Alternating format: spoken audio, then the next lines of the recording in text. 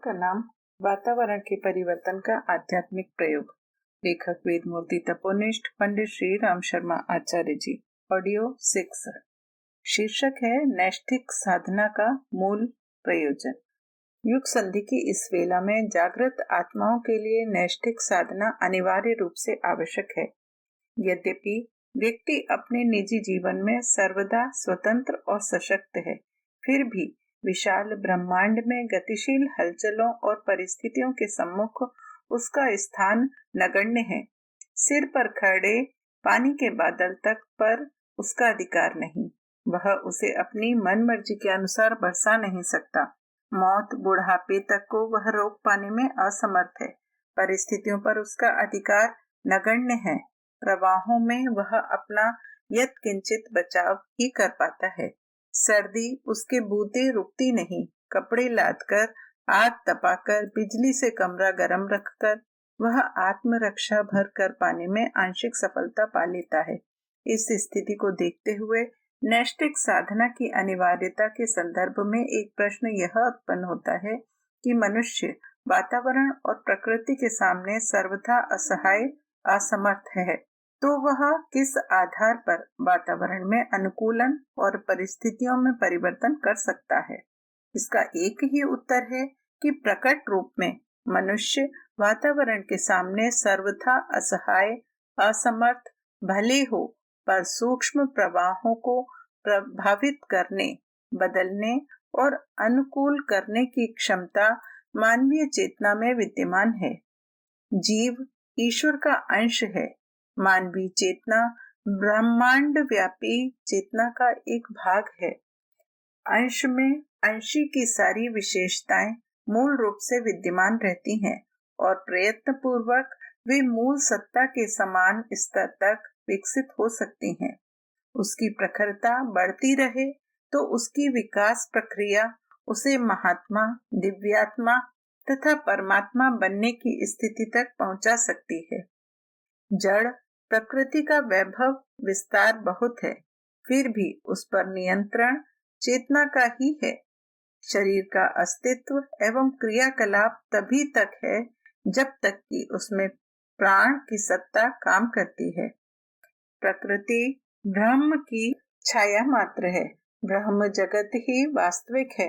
प्रकृति जगत की जड़ता पर चेतना की ब्रह्म सत्ता का ही नियंत्रण है।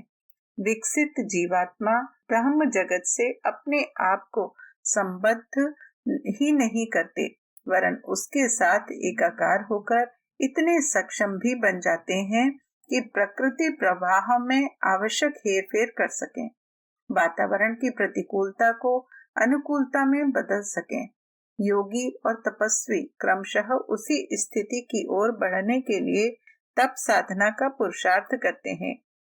चेतना के संघात से वातावरण में वांछित परिवर्तन संभव है। अदृश्य जगत में कई बार ऐसी प्रेरणाएं उभरती हैं जिनके आंधी तूफानों में मनुष्यों के मस्तिष्क पत्तों और तिनकों की तरह हिलने लगते हैं। युद्धोन्माद ऐसे ही उभरते हैं। उन दिनों अधिकांश लोग लड़ने की आवश्यकता अनुभव करते और उसके लिए उतारू से दिखते हैं। प्रजातंत्र की लहर एक समय चली और उसने राजतंत्र को संसार भर से उखाड़ फेंकने तथा उसके स्थान पर लोकतंत्रीय शासन स्थापित करने का चमत्कार ही उत्पन्न कर दिया। एक लहर साम्यवाद की उठी। उसने रूस के नेतृत्व में एशिया और यूरोप के अनेक देशों को अपना अनुचर बना लिया। इन दिनों संसार भर के मनुष्यों में से प्रायः आधे लोग साम्यवादी विचारधारा के पक्ष में सोचने और उसको पूरा या अधूरा समर्थन देते हैं। इन प्रजातंत्र और साम्यवाद के विचार प्रवाह को अपने युग की प्रचंड लहरों में गिन सकते हैं। भगवान बुद्ध का धर्म चक्र प्रवर्तन साधन प्रधान नहीं, प्रवाह प्रधान था। साधनों से प्रवाह उत्पन्न नहीं किया था, प्रवाह ने साधन खड़े कर दिए थे। हर्षवर्धन, अशोक आदि राजाओं ने मिलकर बुद्ध को धर्म प्रचारक नियुक्त नहीं किया था। बुद्ध ने ही हवा गर्म की थी और उसकी गर्मी से लाखों सुविज्ञ, सुयोग्य और सुसंपन्न व्यक्ति अपनी आत्माहुति देते हुए चिवरधारी धर्म सैनिकों की पंक्ति में अनायास ही आ खड़े हुए थे। धर्म प्रवर्तकों में से प्रत्येक ने अपने अपने समय में अपने अपने ढंग से वातावरण को गर्म करके अपने समर्थन की भाव तरंगे उत्पन्न की हैं और उस प्रवाह में असंख्य व्यक्ति बहते चले गए हैं। पराधीनता पाश से मुक्त होने वाले देशों में भी आजादी की लहर बही और उसके कारण अनगढ़ ढंग से आंदोलन फूटे तथा अपने लक्ष्य पर पहुंचकर रहे। अदृश्य और सूक्ष्म वातावरण के तथ्य तथा रहस्य को जो लोग जानते हैं वे समझते हैं कि इस प्रकार के प्रवाह कितने सामर्थ्यवान होते हैं। उनकी तूफानी शक्ति की तुलना संसार की ओर किसी शक्ति से कम नहीं हो सकती। रामायण काल के वानरों द्वारा जान हथेली पर रखकर जलती आग में कूद पड़ना जिस प्रवाह की प्रेरणा से संभव हुआ, उसका स्वरूप और महत्व यदि समझा जा सके तो प्रतीत होगा कि जन समुदाय को किसी दिशा विशेष में घसीट ले जाने की सामर्थ्य सूक्ष्म वातावरण में भी इतनी है जिसे साधनों के सहारे खड़े किए गए आंदोलन से कम नहीं अधिक शक्तिवान ही माना जा सकता है। युग निर्माण योजना का एक पक्ष आंदोलन परक है, जो एक शब्द में विचार क्रांति अभियान का वह स्वरूप है जिसकी रूपरेखा, जानकारी और प्रेरणा सर्वसाधारण को बहुत समय से दी जाती रही है, जिसके लिए सामर्थ्य भर प्रयत्न किया जाता रहा है। दूसरा पक्ष प्रस्तुत प्रयोजन के लिए सूक्ष्म वातावरण में आवश्यक गर्मी और तेजी उत्पन्न करना है। जन समर्थन और जन सहयोग के लिए प्रचार साधनों पर उतना निर्भर नहीं रहा जा सकता जितना कि वातावरण के अनुकूलन पर। सूक्ष्म जगत का प्रवाह यदि सहयोगी बन रहा हो तो अभीष्ट प्रयोजन में सफलता प्राप्त करने की संभावना कहीं अधिक बढ़ जाती है। अध्यात्म विद्या में सूक्ष्म जगत का, सूक्ष्म वातावरण का महत्व इस संसार के समस्त साधनों में सर्वोपरि माना गया है। युग परिवर्तन के लिए, वातावरण के अनुकूलन के लिए हमें अध्यात्म विज्ञान के अनुरूप प्रचंड प्रयास करने होंगे। इतना बड़ा कार्य उसी दिव्य शक्ति के माध्यम से संपन्न हो सकेगा। विशिष्ट आध्यात्मिक उपचारों की प्रचंड ऊर्जा उत्पन्न करके भी वातावरण बदला जा सकता है। प्रखर प्रतिभाएं अपनी प्राण शक्ति से युग को बदलती हैं। अवतारी महामानव समय के प्रवाह को उलटते हैं। ठीक इसी प्रकार तप साधना की चेतनात्मक प्रचंड ऊर्जा सूक्ष्म जगत को परिष्कृत करके उसे इस योग्य बना सकती है कि सुख शांति की परिस्थितियां उत्पन्न होने लगें और उज्जवल भविष्य की संभावनाएं दैवी अनुग्रह की तरह उमड़ती चली आएं। व्यक्ति विशेष की तपश्चर्या और सामूहिक अध्यात्म साधना के यदि प्रबल प्रयास हो सकें तो वातावरण बदलने के चमत्कार उत्पन्न हो सकते हैं। सूक्ष्म वातावरण का परिशोधन करने के लिए अध्यात्म विज्ञानियों द्वारा कतिपय दिव्य उपचार समय समय पर किए गए हैं। इनके प्रमाण शास्त्रों में मिलते हैं। रावण काल के विक्षुब्ध वातावरण को समाहित करने का कार्य लंका विजय के उपरांत भी शेष रह गया था। इसके लिए भगवान राम ने दशाश्वमेध घाट पर 10 अश्वमेधों की संकल्प श्रृंखला पूरी की थी। कंस, दुर्योधन, जरासंध जैसे असुरों के न रहने पर भी महाभारत काल के विक्षोभ वातावरण में भरे रहे। भगवान कृष्ण ने उसका समाधान आवश्यक समझा और पांडवों ने राजसूय यज्ञ किया। महर्षि विश्वामित्र अपने समय की असुरता को दुर्बल बनाने के लिए जो वृहद यज्ञ रच रहे थे उसका पता असुरों को चल गया और वे ताड़का, सुबाहु, मारीच के नेतृत्व में उसे नष्ट करने के लिए आक्रमण करने लगे। राम और लक्ष्मण को यज्ञ की रक्षा के लिए जाना पड़ा था। ऐसे समाधान उपचारों में यज्ञ प्रक्रिया का बहुत महत्व रहा है। यज्ञों में अग्निहोत्र की तरह ही जप यज्ञ भी है। अग्निहोत्र में साधन चाहिए, पर जप यज्ञ व्यक्तिगत साधना से भी संपन्न हो सकता है। यज्ञ तो सामूहिक ही होते हैं, उससे होताओं की सम्मिलित साधना का चमत्कार देखने को मिलता है। जप यज्ञ को जब अनेक जपकर्ता संकल्प पूर्वक समाहित होकर करते हैं तो उससे भी सम्मिलित शक्ति उत्पन्न होती है। ऐसी सामूहिक साधनाएं पुरस्चरण कहलाती हैं। तपश्चर्या युक्त सामूहिक संकल्पों के द्वारा विशिष्ट उद्देश्य के लिए किए गए पुरस्चरण भी वातावरण में अभिष्ट अनुकूलता उत्पन्न करते हैं। वैयक्तिक विशिष्ट तपश्चर्याएं अपनाकर आत्म विकास और व्यापक परिस्थितियों में उपयोगी परिवर्तन करने का प्रयत्न करते हैं। हिमालय पर अभी भी ऐसी दिव्य आत्माएं विशिष्ट तप साधना में संलग्न हैं और समय समय पर अपनी आत्मिक क्षमता से वातावरण के अनुकूलन का यथासंभव प्रयत्न करती हैं। हम समझ भले ही ना पाए, पर उसका उपयोगी लाभ मिलता है।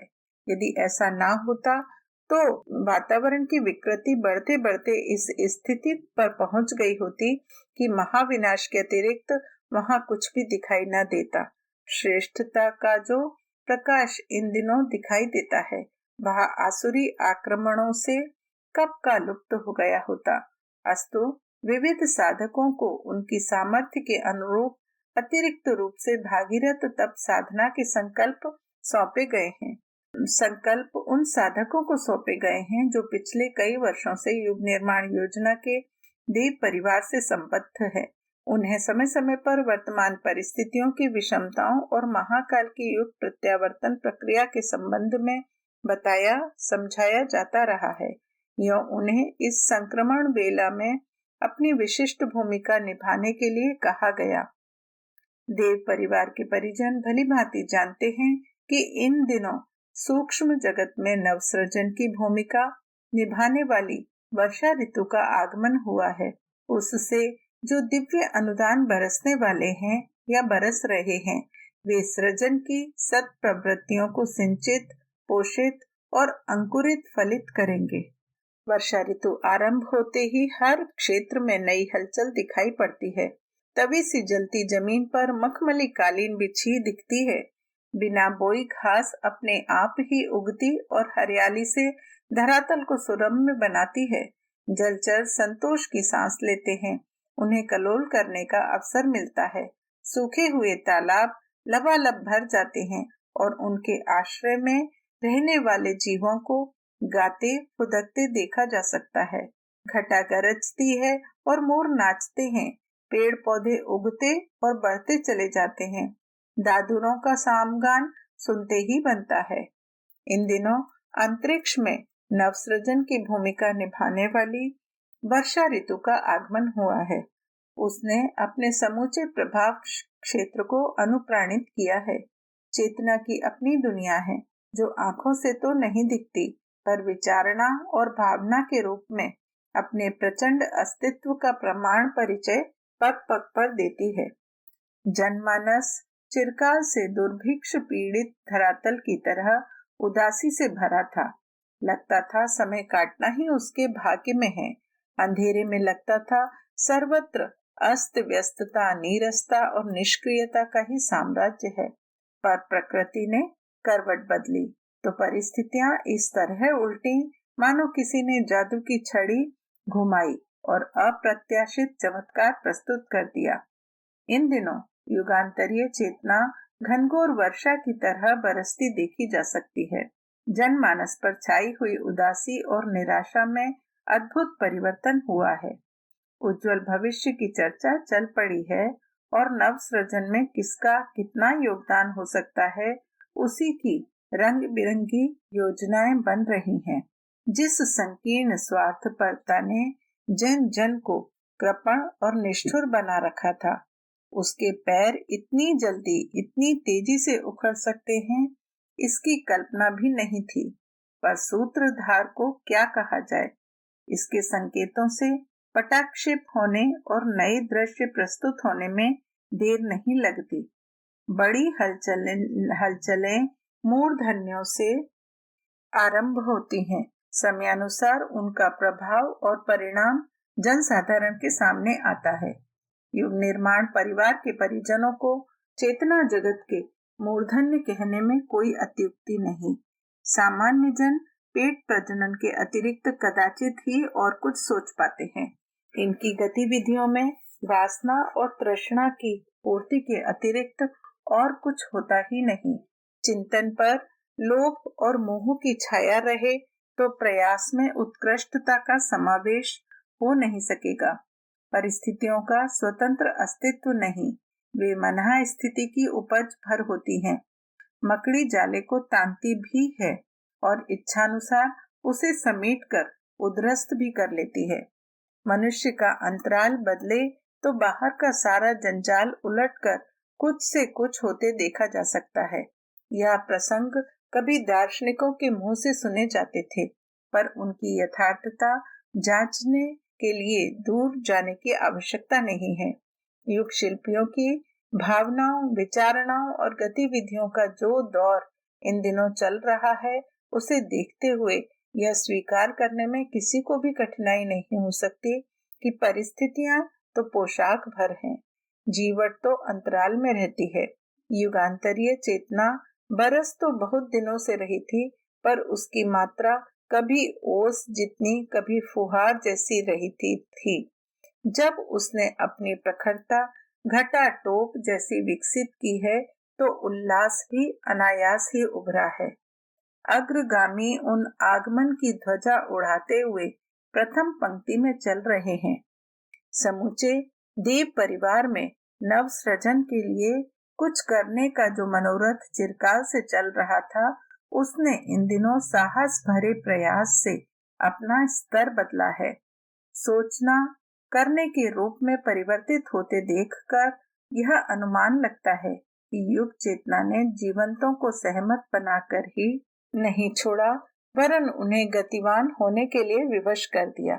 आश्चर्यजनक होता है कि व्यस्तता, दरिद्रता, चिंता आदि के बहाने जो चिरकाल से गढ़ते चले आ रहे थे और विवशता, असमर्थता जैसी शब्दों से अपनी कृपणता को संजोए रहते थे, उन्हें रातों रात क्या हो गया? उन्हें इतनी फुर्सत कहाँ से आ गई कि नित्य कर्मों की तरह सृजन प्रयोजनों को प्राथमिकता देने लगे। समुद्र बादलों को देता है, बादल धरती को, हिमालय नदियों को देता है, नदियां खेतों को, धरती पौधों को देती है, पौधे प्राणियों को। अमृत जागृतों को पर बरसता है, जागृत उस उपलब्धि को जन जन पर बिखेर देते हैं। यह बिखराव और वितरण इन दिनों इस चुस्ती मुस्तैदी से चल रहा है कि नवयुग के आगमन में किसी प्रकार के संदेह की गुंजाइश नहीं रह जाती। संकीर्ण स्वार्थपरता का उदार परमार्थ परायणता में बदल जाना ही युग परिवर्तन है। इसका आरंभ मूर्धन्यों से हुआ है, अंत में उस दिव्य अनुदान से जन जन को लाभान्वित होते देखा जा सकेगा। उसे इन्हीं आंखों से देखने के लिए अपने पाठकों में से अधिकांश जीवित रहेंगे। जागृत आत्माओं पर, मूर्धन्य जनों पर बरसने वाला यह अनुदान उन्हें नव सृजन की प्रवृत्तियों में तन्मयता पूर्वक संलग्न कर रहा है। उसके सत्परिणाम शीघ्र ही देखने में आएंगे, इसमें कोई संदेह नहीं है।